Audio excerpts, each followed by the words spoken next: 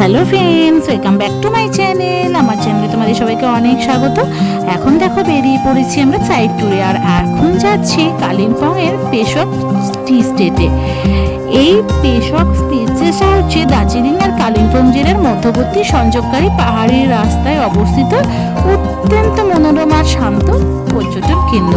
সমুদ্রপৃষ্ঠ থেকে প্রায় 4000 থেকে 5400 ফুট উচ্চতায় অবস্থিত এই চা বাগানটি তার চোখ জোড়ানো সবুজের ঢাল, কাঞ্চনজঙ্ঘার অপরূপ দৃশ্য আর শান্ত অদ্ভুত পরিবেশের জন্য ভ্রমণ পিপাসুদের কাছে বিশেষভাবে জনপ্রিয়।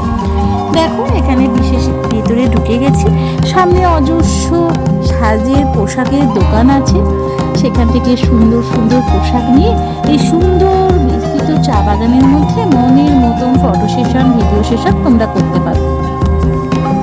কালিম্পং যাওয়ার পথে ঋষি রোডের ধারে অবস্থিত এই পয়েন্টটা থেকে সবুজ চা বাগান, ধাপ ও দূর পাহাড়ের এক অসাধারণ প্যানোরামিক দৃশ্য দেখা যায়।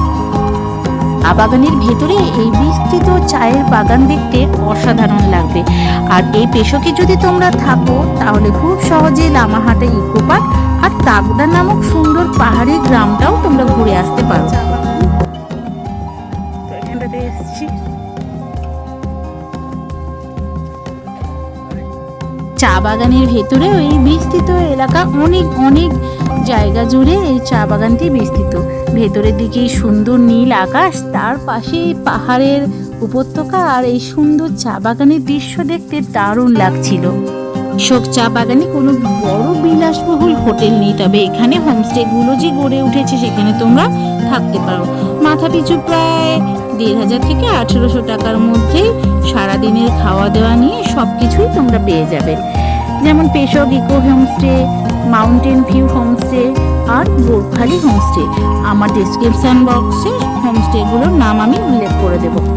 দেখো চারিদিকটা শুধু যেদিকেই তাকাচ্ছি শুধু চা বাগান আর চা বাগান, চোখটা একদম চুরিয়েই যাচ্ছে। সামনে যে ড্রেস বিক্রি হচ্ছিল সেই ড্রেসগুলো আমি আর মা কিনেও নিলাম। আর এই সুন্দর চা বাগানে একটু সুন্দর ফটো সেশন না করলে হয়, তাই দেখো আমরাও ফটো সেশন করতে শুরু করে দিয়েছি। আর এই সুন্দর ড্রেসগুলো পরে যেন মনে হচ্ছে পাহাড়ি উপত্যকায় এসে পাহাড়ি মেয়ে হয়ে গেছি।